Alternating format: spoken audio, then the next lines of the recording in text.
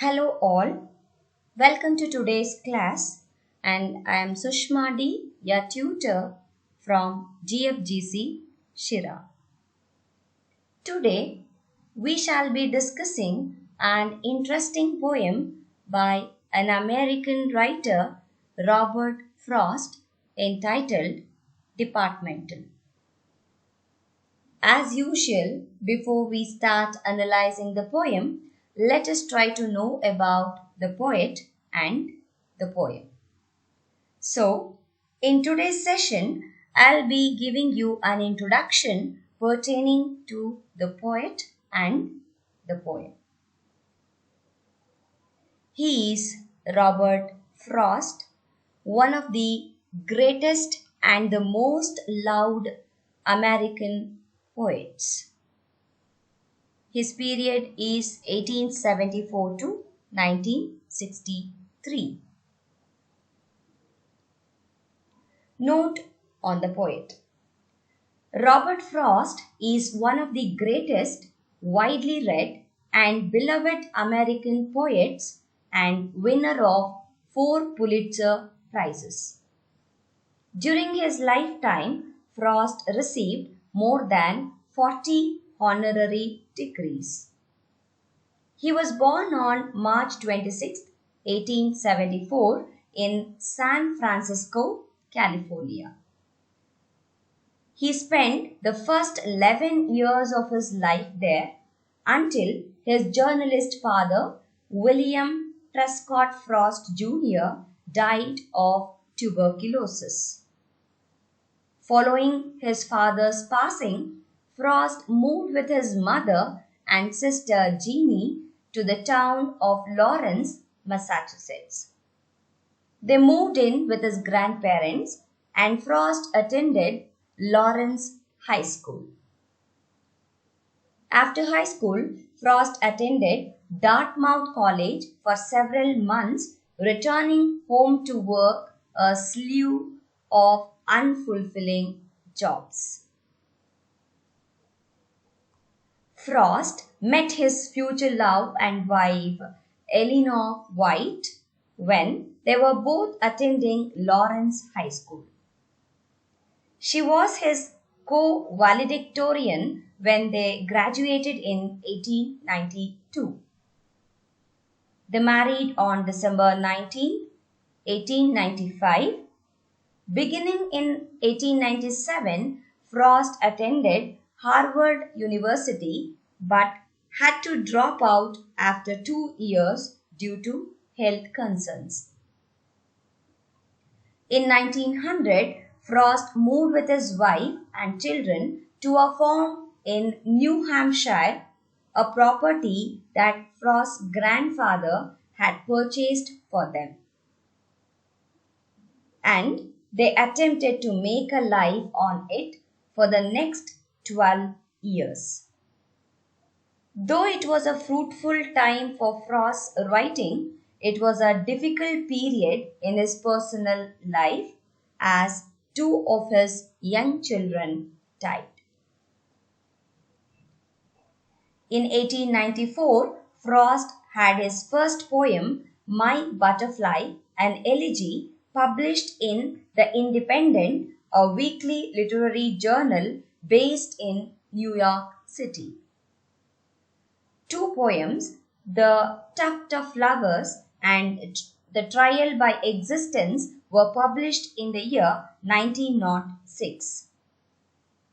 He could not find any publishers who were willing to underwrite his other poems.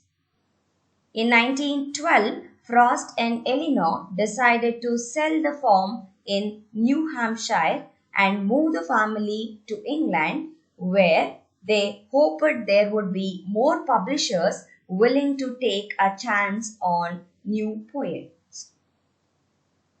It was at this time that Frost met fellow poets Ezra Pound and Edward Thomas. These 2 men who would affect his life in significant ways. Pound and Thomas were the first to review his works in a favorable light as well as provide significant encouragement.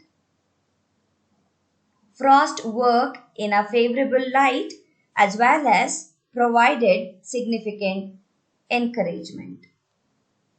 Frost credited Thomas' long walks over the English landscape as the inspiration for one of his most famous poems, The Road Not Taken. Apparently, Thomas' indecision and regret regarding what paths to take inspired Frost's work. The time Frost spent in England was one of the most significant periods in his life, but it was short-lived. Shortly after World War I broke out in August 1914, Frost and Eleanor were forced to return to America. When Frost arrived back in America, his reputation had preceded him and he was well received by the literary world. In 1915, Frost and Eleanor settled down on a farm that they purchased in Franconia, New Hampshire. There, Frost began a long career as a teacher at several colleges, reciting poetry to eager crowds and writing all the while. In 1924, Frost was awarded his first 4 of Pulitzer Prizes for his book New Hampshire. He would subsequently win Pulitzers for collected poems published in the year 1931, a further range published in the year 1937, and A Witness Tree published in the year 1943. In 1960, Congress awarded Robert Frost the Congressional Gold Medal. At the age of 86, Frost was honored when asked to write and recite a poem for the President John F. Kennedy's 1961 inauguration. His sight now failing, he was not able to see the words in the sunlight and substituted the reading of one of his poems, The Gift of Outright, which he had committed to memory. He was much admired for his depictions of the rural life of New England, his command of American colloquial speech, and his realistic verse portraying ordinary people in everyday situations. His poetry is known to explore personal conflicts through universal themes, often meditating on question of existence. Some of the major works of Robert Frost are Fire and Ice, Mending Wall, Birches, Nothing Gold Can Stay, and Home Burial. His 1916 poem, The Road Not Taken, is often read at graduation ceremonies across the United States. On January 29, 1963, Frost died from complications related to prostate surgery. He was survived by 2 of his daughters, Leslie and Irma. His ashes are interred in a family plot in Bennington, Vermont. This is about Robert Frost. About the poem. Departmental is written by Robert Frost. His period is 1874 to 1963. This poem was first published in A Further Range in 1936. The poem is a satire on the orderliness, a criticism of standardization, written in rhymed couplets. So the form of the poem is satire. It is in the form of an ant fable. A number of couplets in this poem often serve to reinforce humor. It is self-evident with Robert Frost to convey inner seriousness with outer humor. To establish this motif, he generally uses the sugar-coated pill, that is blending delight with enlightenment in a poem that appears light and comic. But it is here in this poem he cleverly satirizes a prevalent human weakness, a tendency to design human institutions inhumanely. This comic poem, written in the light mood, which is highly satirical about certain institutions or organizations claiming to be departmental and disciplined. As stated above, it is a satire on the orderliness, a criticism of standardization. It is in the form of an ant fable. Ants are typically known for their industry and movement in groups. They represent the useless brain draining search of the so-called philosophers who wear and tire out themselves in making the mysteries of God, time, and space known to man. The poem is a warning that the ant order, if brought into the human way of existence, would kill the very spirit of behind living. The ants have a queer habit of bypassing everything, big or small, even one of their own dead, unless they are to cross the antenna of another of the race. They are always on the move during something or the other by way of habit and business. Despite the satirical tone of the poem, which is so much clear in it, it should not mislead the reader to believe that the poet has any special lesson to impart herein. One should take it easy, read it lightly, and enjoy it fully. That's all. One may not resist praising the imaginable thinking of the poet who is trying to evolve an analogy, though in a very refined manner, between the ants and the mankind. It can be deduced after reading the poem that man is no better than ants in being departmental. So, in order to launch this particular theme, the poet has used the following literary devices: personification, alliteration, allusion, and metaphor. Personification means attributing the quality of a living being to a non-living being. So in this particular poem, Frost uses personification to draw correlation between an ant life and human life. For example, the line, "He showed not the least surprise,"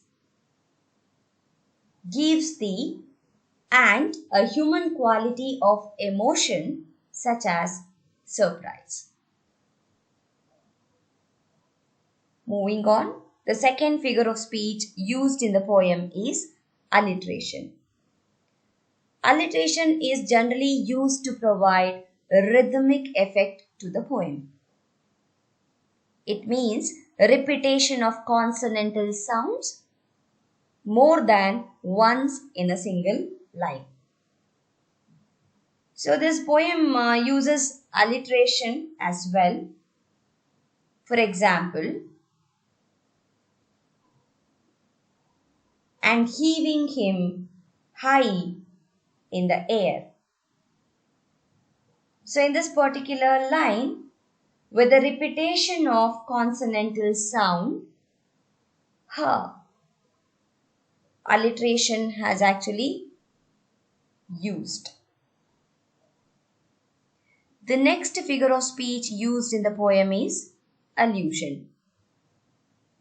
Allusion means an implied or indirect reference to a person, event, or thing, or to a part of another text. So this poem also uses several forms of allusion. First one, the use of the word Janissary. Janissary is an allusion to elite guard in the 14th century Turkish army. And the second allusion used in the poem is a sepal. Sepal is an allusion to the outer protective covering of a flower. And the next one is ichor. It is an allusion to a mythological word meaning the blood of gods. Finally, the last figure of speech is metaphor. Metaphor is generally used for comparison. You all know about it. And we could say that an implied comparison or an indirect or implicit comparison is identified as metaphor. And the entire poem actually serves as a metaphor for the way of humans deal with the issues like death. So by using all these literary devices, the poet tried his best to present his idea. So this is about the author and the poem. So I hope that with this brief introduction, you could easily understand the poem. So let me end the session here, and in my next class, let us start analyzing the poem Departmental, written by a beloved American poet, Robert Frost. Thank you all.